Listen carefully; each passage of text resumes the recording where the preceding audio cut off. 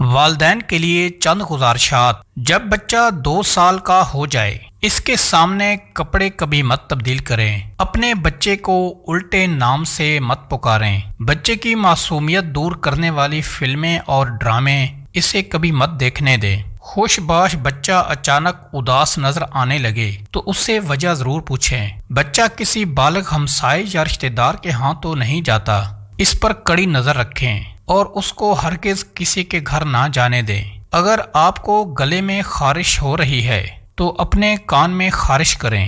2 میٹھے امرود روزانہ کھانے سے ہر قسم کی کھانسی دور ہو جائے گی۔ بدن کو موٹاپے، پیٹ پھولنے اور جلد کے مسائل یا معدے کے مسائل اور بدہضمی سے بچانے کے لیے سب سے بہترین روٹی جوار اور گندم کی ہے۔ جن خواتین کو بال گرنے کی پرابلم ہو تو وہ پالک کا سالن بنا کر کھا لیا کریں، ان کے بال مضبوط ہو جائیں گے۔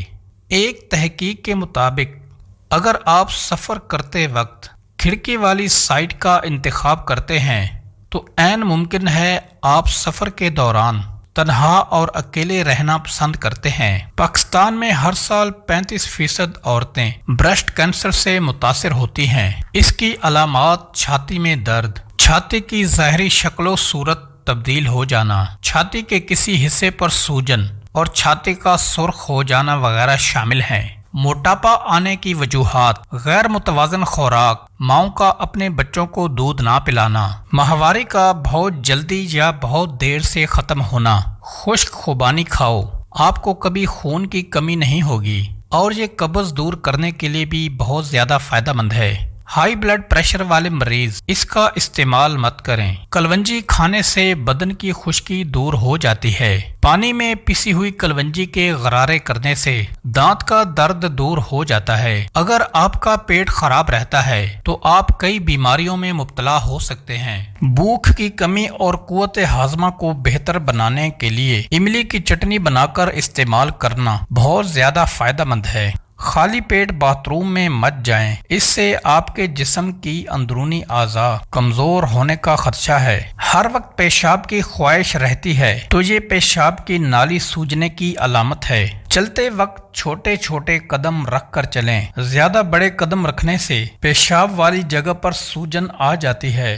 پانی سر پر ڈالنے سے قبل سر پر زیتون کا تیل لگا لیا کرو اور لسی کے ساتھ سر دھو لیا کرو، آپ کے بال کبھی سفید نہیں ہوں گے۔ اگر آپ کے دانت ٹیڑھے ہیں تو روزانہ دانتوں پر پودینہ رگڑنے سے دانت سیدھے ہو جائیں گے۔ زیادہ ملتانی مٹی کا چہرے پر استعمال کرنے سے چہرے کی جلد پھٹ جاتی ہے، جس کی وجہ سے چہرے کی خوبصورتی کم ہو جاتی ہے اور جلد کی کھچاؤ کا مسئلہ بھی پیدا ہو جاتا ہے۔ زبان کی تتلاہٹ دور کرنے کے لیے شہد کھاؤ اور زبان پر مسل دیا کرو۔ حمل کی وجہ سے کمزوری محسوس ہو تو چھوٹی الائچی اور گڑ دودھ میں ڈال کر پی جائیں۔ سونف والا دودھ نیم گرم پینے سے پرانی قبض دور ہو جاتی ہے۔ ہفتے میں 1 مرتبہ پانی میں ہلدی ڈال کر پیو، آپ کا پیٹ صاف رہے گا۔ چائے پینے کے بعد ٹھنڈا پانی پینے سے دانت کالے پڑ جاتے ہیں۔